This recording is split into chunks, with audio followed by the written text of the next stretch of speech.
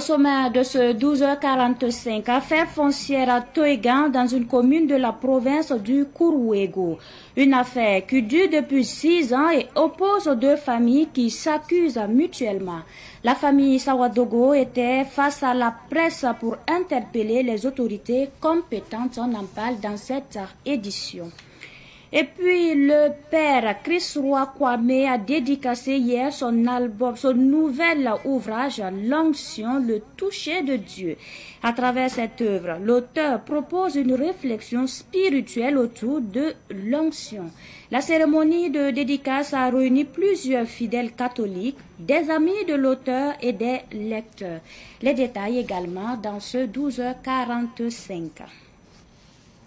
Ce sont les principaux titres de cette édition. Bonjour à toutes et à tous et bienvenue. Et puis pour débuter, l'inauguration du mausolée Thomas Sankara et de ses 12 compagnons est prévue demain samedi à Ouagadougou sur le site du mémorial Thomas Sankara. Le mausolée va contribuer à la sauvegarde, la préservation et la promotion de l'héritage politique du père de la Révolution. Pour ce jour, les Burkinabés sont invités à se mobiliser pour cette action en hommage au père de la Révolution d'août 1983. Et puis nous poursuivons avec cette actualité. Le Premier ministre sénégalais Ousmane Sonko est attendu ce jour à Ouagadougou pour une visite de 48 heures selon la presse sénégalaise. Durant son séjour dans la capitale, la Burkinabé, le chef du gouvernement sénégalais aura un entretien avec le président du Faso, puis avec son homologue burkinabé Jean-Emmanuel Ouedraogo. Ousmane Sonko s'entretiendra également avec la communauté sénégalaise vivant au Burkina Faso. Le Premier ministre sénégalais va participer à l'inauguration du mausolée Thomas Sankara demain samedi. Pour son séjour au Burkina Faso, il est accompagné de son ministre des Affaires étrangères, Yassine Fall, celui des forces armées, Biram Diop, et le ministre en charge des sports, Kadi Diéné. Je vous l'annonçais en titre. Un terrain oppose deux familles dans la commune de Toegan, dans la province du Kuruwego. Il s'agit de la famille Sawadogo et de la famille Gelbeugo. La famille Sawadogo a tenu une conférence de presse mercredi dernier à Ouagadougou pour donner sa version des faits. Elle demande l'intervention des autorités communales et départementales pour instaurer un dialogue entre les deux familles. Yacouba Kiamtore, Djamilatou Sakana. Le foncier au Burkina Faso devient une source de conflit entre les populations. Il met à mal le vivre ensemble et la cohésion sociale des populations. C'est le cas à Toegan, une commune de la province du Kuruwego, où la famille Sawadogo accuse la famille Gelbeugo de vouloir récupérer la terre de ses ancêtres. Un problème foncier qui date de près de 6 ans.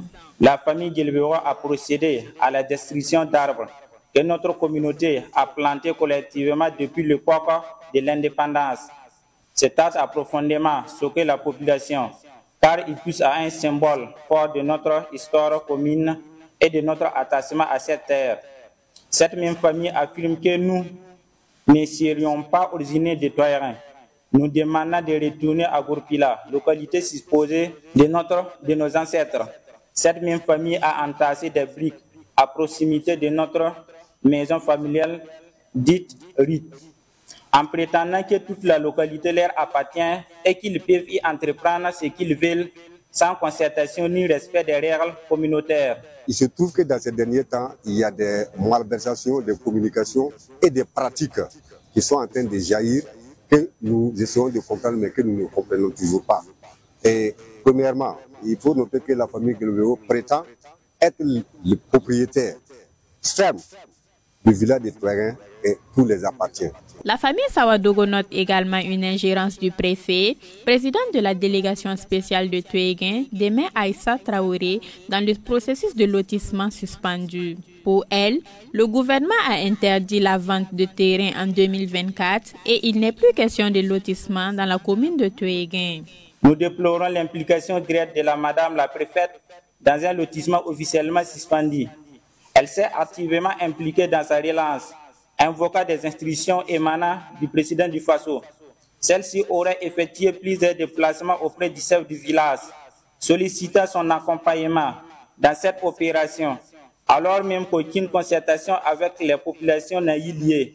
Le chef du village ayant refusé de s'associer à cette initiative, une cellule mixte composée de 5 représentants des Touaregs et de 5 représentants du village voisin de Gorsé a été mise en place pour tenter de rallier l'adhésion de la population à ce projet controversé.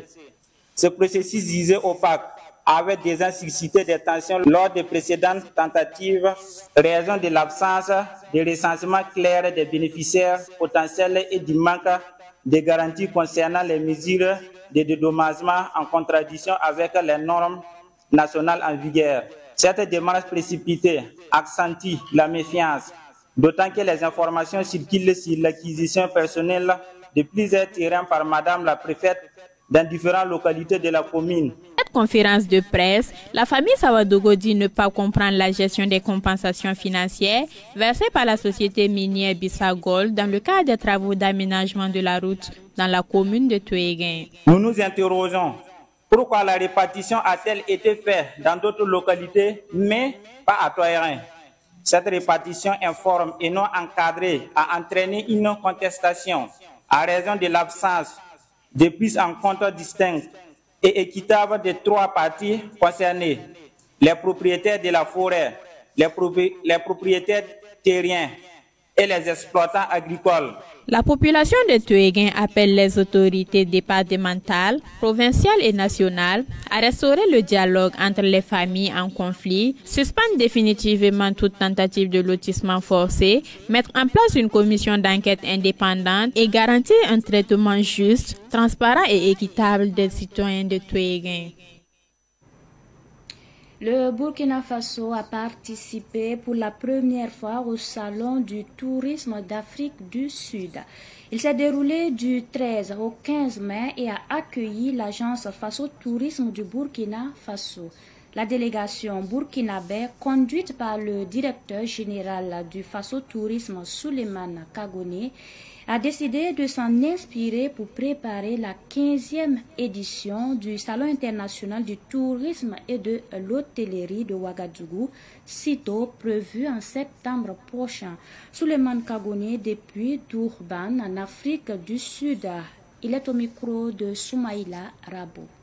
Depuis notre arrivée, en tout cas, ça va. Nous avons pu participer à pas mal d'activités, pas mal de réunions. Et nous, l'objectif, c'est vraiment de positionner le Burkina Faso, mais surtout le Salon international du tourisme et de l'hôtellerie de Ouagadougou, que nous organisons chaque année. Et ça arrive très bien que Indaba, Africa Travel Indaba, c'est la plaque tournante du tourisme africain. Et des centaines de tours opérateurs qui sont présents, et des agences de voyage, des compagnies aériennes, des médias spécialisés dans le domaine du tourisme. Nous avons presque tous les acteurs de la chaîne du tourisme qui sont présents ici. Depuis 2023, nous avons tenté de relancer vraiment les sitôt, mais vous savez que il faut être, quand vous perdez un peu les réflexes, il faut encore revenir pour les réactiver, ce n'est pas aussi aisé. Donc nous sommes venus ici pour nous inspirer de Indaba, Africa Travel Indaba, pour voir un peu comment, sur le plan logistique, ils se déploient, comment ils arrivent à avoir autant de visiteurs. Ça fait 1000, en tout cas les acheteurs sont au nombre de 1400, 1300. Donc c'est le monde, tout le monde entier est là à Indaba. Comment ils font pour avoir autant d'audience? Comment ils font pour avoir une organisation, on ne dirait pas parfaite, mais quand même très très professionnelle? Et nous, c'est important pour nous de voir un peu les grands axes et nous en inspirer pour améliorer aussi l'organisation des sitôt. Il faut dire que nous ne sommes pas très très loin aussi de Indaba sur le plan professionnel, sauf que voilà, il y a encore beaucoup de choses à améliorer chez nous pour atteindre le niveau de Indaba. Donc, comment les B2B sont organisés, comment les acteurs sont positionnés, parce qu'ils ont un espace aussi grand que le CIAO, sinon même, disons, plus grand que l'espace du CIAO que nous utilisons. Donc, on s'est inspiré un peu, on a regardé un peu comment les choses sont planifiées, et on espère pouvoir nous en inspirer pour améliorer l'organisation du cycle. Nous parlons à présent du 15 mai, la journée dédiée aux coutumes et traditions. À l'occasion, Abdoulaye Gansouré invite la population à travailler pour la transmission des valeurs culturelles à la nouvelle génération. Il s'exprime au micro de Abdoulaye Kinda. Nous remercions les autorités pour l'instauration de cette journée-là, parce que c'est une journée de rappel, une journée de valorisation de notre identité culturelle. Je crois que la culture, c'est la seule chose qu'on a, qui nous reste quand on a tout perdu. Donc nous sommes très heureux aujourd'hui, depuis le palais de Pangé, Moronaba, pour la célébration de cette journée-là. Nous exhortons tous les Burkinabés, tous les fils et filles du Burkina Faso, tous les fils du pays intègre, effectivement, à faire ce retour aux sources-là, à la tradition, pour ne pas se perdre. Parce que lorsque nous savons d'où nous venons, nous ne pouvons pas nous perdre. Quelles que soient les vicissitudes, quels que soient les problèmes que nous rencontrons actuellement, surtout sur le plan sécuritaire, je crois que la valeur sûre, c'est nos racines. Voilà. Et célébrer ces racines-là, c'est une fierté. C'est affirmer en fait qu'on aime ce pays-là, on aime le Burkina Faso. Donc pour cela, nous remercions les autorités pour l'instauration de cette journée-là. Aujourd'hui, nous nous inclinons encore sous l'aile protectrice du Moronaba, qui nous a permis d'être là aujourd'hui. Donc c'est une joie immense qui nous anime. Je crois qu'aujourd'hui, il y a ce réveil-là qui est là, ce sursaut patriotique-là qui est là, c'est la transmission. Parce que tant que nous avons un créneau sûr dans les foyers, dans les ménages, dans les écoles, dans les universités, pour transmettre cette coutume-là à nos enfants, aux générations futures, nous n'allons jamais nous perdre. Donc je crois que nous devons beaucoup travailler à cette transmission-là. Ma pensée aujourd'hui, c'est ça, c'est le respect des aînés, le respect des coutumes et la valorisation de notre identité. C'était Abdourahmane Gansouré, le chargé de communication de Télécel Faso, au micro de Abdoulaye Kinda. Je vous l'annonçais également en titre. L'onction, le toucher de Dieu, est le titre du tout nouveau livre écrit par le père Christ-Roi Kwame. À travers cette œuvre, l'auteur explore la profondeur spirituelle de l'onction divine qui se veut une source d'inspiration et de renouveau. La dédicace a eu lieu hier au Centre national cardinal Paul Zungrana. Les détails avec Cynthia Zungrana. Après Délivre-nous du mal Seigneur, Antivirus pour le mariage, Détachez-le et amenez-le moi, Victoire mariale et Vaincre la sorcellerie, le père Christ-Roi Kwame revient avec sa 6e œuvre intitulée L'onction, le toucher de Dieu. Un livre de 183 pages, reparti en 18 chapitres, qui plonge le lecteur dans la puissance spirituelle de l'onction divine. À travers ces pages, l'auteur partage des réflexions sur le rôle de l'onction divine dans la vie du chrétien. Un outil spirituel pour se rapprocher de Dieu et vivre pleinement sa foi. À l'intérieur de ces 18 chapitres-là, je développe vraiment tout ce qui est aspect d'onction, l'onction à l'intérieur. Dans l'Ancien Testament, quand on parle d'onction, on parlait de consécration. Mais dans le Nouveau Testament, l'onction, c'est le sceau, la marque que le Saint-Esprit apporte dans la vie du chrétien. Et c'est dans ce sens-là que j'ai développé ce titre-là, l'onction, le toucher de Dieu. Parce que chaque enfant de Dieu a besoin de cette grâce, de cette onction, pour pouvoir aller encore plus loin dans sa vie spirituelle. Pour le père Christ-Roi Kwame, l'inspiration de ce 6e ouvrage est venue d'un constat. Les motivations sont multiples. Alors, je parle d'un constat voilà, de personnes qui souvent se demandent qu'est-ce que l'onction fait, pourquoi dans chaque retraite ou activité spirituelle, les prédicateurs parlent d'onction, mais ils ont l'impression de ne rien sentir en fait. Alors, je pars de ces constats-là pour pouvoir en fait parler de l'onction. L'onction, le toucher de Dieu, est un message qui résonne également chez ceux qui ont déjà parcouru l'œuvre. Ghislain Bazier, un des premiers lecteurs, livre ses impressions. Je dirais simplement que c'est un livre très merveilleux. Je l'ai parcouru, je dirais, en 3 heures maximum, et j'ai découvert à l'intérieur une richesse, théologiquement parlant, une grande richesse qui peut et qui va nous aider à grandir davantage dans la quête de Dieu, dans la recherche, bien sûr, du salut. Et aussi, c'est un livre qui nous apprend à nous connecter davantage à Dieu à travers la prière.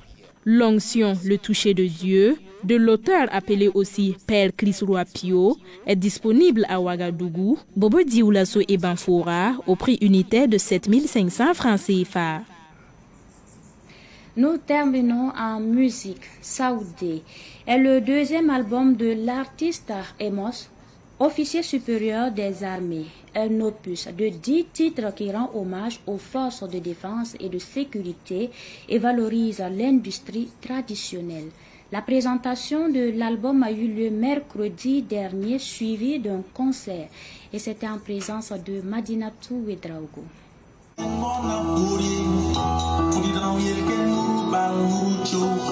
Emos, à l'état civil dont Naï Nalou Somé, signe son retour sur la scène musicale avec son album Saoudé, qui signifie accepter en langue d'Agara.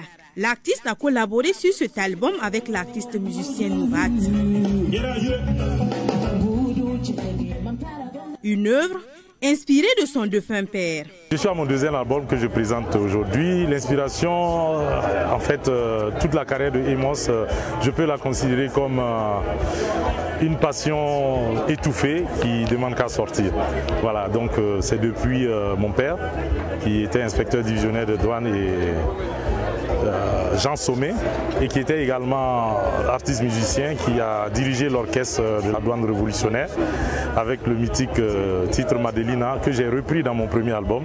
Plusieurs thématiques sont abordées dans Saoudé selon l'artiste. Dans l'album Saoudé, je parle, comme je l'ai dit, de résilience.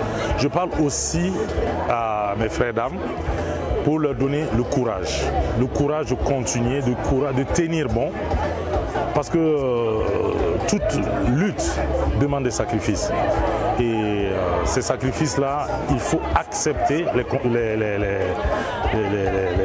les faire. Et Saoudé signifie accepte. À travers les 10 titres de l'album, Emos rend également hommage au musicien Abdoulaye Cissé en reprenant l'une de ses chansons emblématiques de la Révolution de 1983, intitulée Les Vautours. Les Vautours! Abdoulaye Cissé est une icône de la musique burkinabé et je pense qu'on ne magnifie pas assez les icônes de notre musique qui sont bien connues à l'extérieur, mais ici, parfois laissées aux oubliettes. Abdoulaye Cissé, 78 ans, est toujours sur les scènes et il continue de nous prodiguer des conseils et de nous encourager. Abdoulaye Cissé a chanté la chanson Les Vautours bien avant la révolution de 84 et qui a été magnifiée pendant la révolution. L'artiste Emos est colonel, officier supérieur des forces armées et occupe le poste de directeur central de la culture et des arts des armées. L'opus Saoudé est disponible sur clé USB.